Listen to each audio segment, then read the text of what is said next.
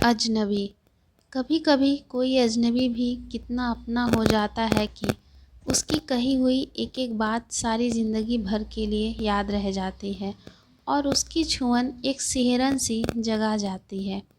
जब से पहली बार देखा था तब नहीं लगा था कि वह इतना अपना हो जाएगा। मुनमुन, आप अपने कपड़े को संभाल कर बैठा कीजिए। हम सबको दूर से खेलते हुए आपकी स्कर्ट उठी हुई लगती है और बाकी लड़के आपका मजाक बनाते हैं, आप पर कमेंट करते हैं, जो हमें बिल्कुल अच्छा नहीं लगता। एक अनजान लड़के के मुंह से अपना नाम सुनकर मुनमुन उर्फ मोनिता चौंक गई। चेक वाली टी शर्ट और नीचे उसने खाकी पैंट पहन रखा था। शायद सामने के मैदान में लड़कों के साथ क्रिकेट खेल रहा था और कहकर वह वैसे ही दौड़कर वापस चला गया। लेकिन उसकी एक झलक में ही मोनिका ने उसके चेहरे के हाव भाव पढ़ लिए थे। जब कोई लड़का किसी की केयर करता है या उसे ढक ढक के रहने को कहता है, कहीं न कहीं वह चाहता है कि उसकी अंग प्रत्यंग को कोई और न देखे, कहीं न कहीं कोई पजेसिव होता है। लेकिन यह लड़का तो मोनिता को पहली बार मिला था, तो क्या हुआ, मोनिता को पहले से जानता है, जो उसका नाम भी उसे पता है, जबकि मोनिता के लिए वह अनजान चेहरा था। पर वह उस अनजान चेहरे ने भी अपनी एक पहचान उसके दिल में रख दी थी। हल्की हल्की मूंछ चेहरे पर आ रही थी, घुंघराले बाल और पसीने से भीगा हुआ सांवला चेहरा मोनिता के अंत में जैसे रच बस गया। मोनिता के पिता पुलिस के आरपीएफ डिपार्टमेंट में कमांडेंट थे और हाल ही में उनका तबादला तिरुचिरापल्ली से हावड़ा हुआ था। अभी मोनिता का स्कूल में एडमिशन नहीं हुआ था, वह क्लास 10th में एडमिशन लेने वाली थी। उसके पापा का सेंट्रल गवर्नमेंट का जॉब था, इसलिए अभी उसे केवीएस स्कूल में एडमिशन मिल गया था। वैसे तो क्लास 10th में बड़ी मुश्किल से एडमिशन मिलता है, लेकिन यह ट्रांसफ़र का केस था, इसलिए मोनिता को एडमिशन तो मिल गया था और सोमवार से स्कूल जाना भी था। आज रविवार का दिन था, इसलिए मोनिता ने अपने लंबे बालों को सुखाने के लिए बाहर कुर्सी पर बैठी हुई थी और उसने अपने पैर भी फैला रखे थे। मोनिता को घर वाले प्यार से मुनमुन कहा करते थे। उसे घुंघराले बाल वाले लड़के के जाने के बाद मोनिता ने अपनी स्कर्ट को पैर तक ढक दिया और थोड़ी देर में घर के अंदर भी आ गई। लेकिन उसे रात देर तक उसे उस चेहरे की याद आती रही और सोचती रही, वह लड़का कौन था, वह उसका नाम कैसे जानता है। और अभी तो उसे यहाँ आए हुए 5वां दिन है और इस 5 दिन में वह उसका नाम भी जान गया और उसकी इतनी केयर करने लगा कि उसे कपड़े ढक कर बैठने के लिए कहने लगा। मोनिता के लिए सब बहुत ही अप्रत्याशित था। अगले दिन मोनिता अपने बड़े भाई अशोक के साथ स्कूल के लिए रवाना हो गई। अशोक 12वीं का छात्र था। लंच ब्रेक में मोनिता अपने नए दोस्तों के साथ बैठी हुई थी कि अचानक स्कूल के ग्राउंड में उसे वही सांवला सा चेहरा नजर आया और उसके दिल की धड़कन रुक सी गई। वह उसे देर तक देखती रही।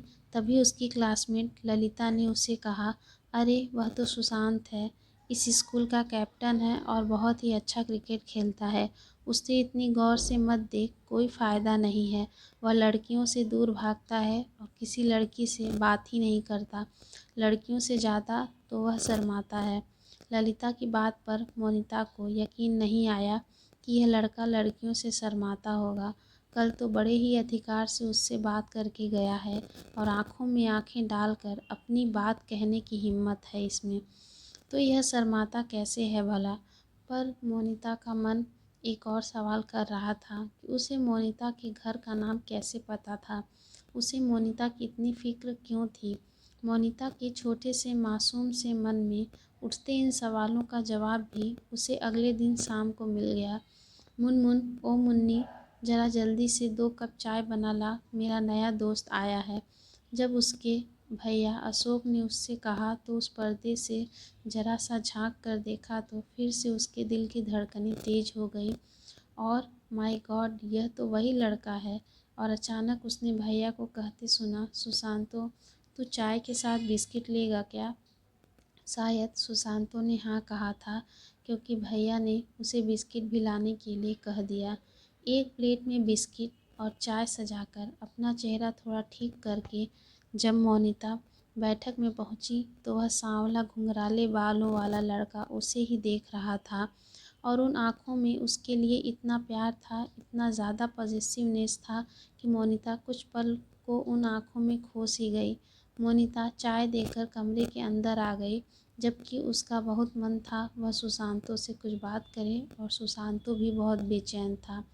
और अगले ही दिन जब वह स्कूल में लंच ब्रेक के बाद पानी पीने के लिए नल के पास गई तो चुपके से सुशांतो उसके हाथ में एक पर्ची थमाकर चला गया।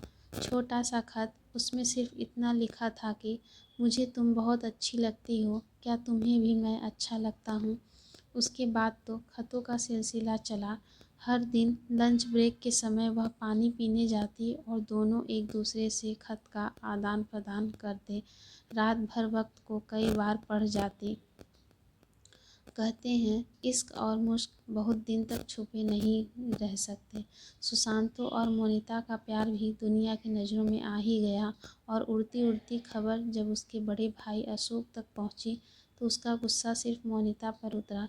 एक दिन लंच के समय किसी लड़के ने अशोक को बता दिया कि सुशांतो और मोनिता के बीच कुछ चल रहा है और दूर से अशोक ने देख लिया कि सुशांतो ने मोनिता को खत पकड़ाया है और मोनिता ने भी सुशांतो को खत पकड़ाया है। उसके खत को सुशांतो ने अपने होठों से लगाकर चूमा तो अशोक ने यह भी देख लिया। उस दिन शाम में अशोक ने मोनिता की खबर ली और कहा, देख मुनमुन, मुझे पता है तुम और सुशांतो एक दूसरे से प्यार करते हो। सुशांतो तो फिर भी बाहर का है, पर तू तो मेरी अपनी है, इसलिए तुझे समझा रहा हूँ कि मुझे बिल्कुल बर्दाश्त नहीं होगा कि जो लड़का मेरा दोस्त है उससे मेरी बहन प्यार करे। मुझे लगेगा कि मेरे दोस्त ने मुझे धोखा दिया है और मेरी बहन भी मुझे अपनी सी नहीं लगेगी।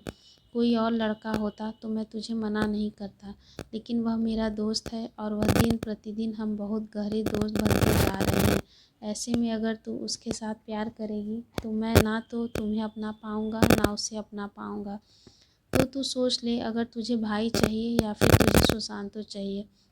अगर अशोक भैया उसे डांटते या बहुत नाराज़ होते तब मोनिता शायद विद्रोह करती, लेकिन जिस ढंग से अशोक भैया ने अपने दिल की बात उससे कही, उनकी आंखों में आंसू थे और वह बहुत दर्द में थे और कहीं ना कहीं वह बहुत परेशान थे। अपने भैया की आंखों में मोनिता आंसू नहीं देख पाई और उनके मनोभाव को समझते हुए उसने सुशांतो से दूरी बना ली। और उस दिन के बाद मोनिता के लिए वह शख्स फिर से अजनबी बन गया जो पिछले एक महीने से उसका बेहद अपना बन चुका था। ज़िंदगी में कोई बहुत अपना होता है, बहुत अजीज़ होता है, लेकिन उसे अपने संस्कारों की वजह से छोड़ना पड़ता है। आज मोनिता ने अपने प्यार को अपने भाई पर कुर्बान कर दिया था। यहाँ बात रिश्ते की थी, बात किसी का दिल दुखाने की थी, इसलिए आगे बढ़कर एक बहन ने अपने भाई के मन को दुख न पहुँचने के लिए अपने प्यार को अपने दिल से निकाल दिया था। Thanks for watching.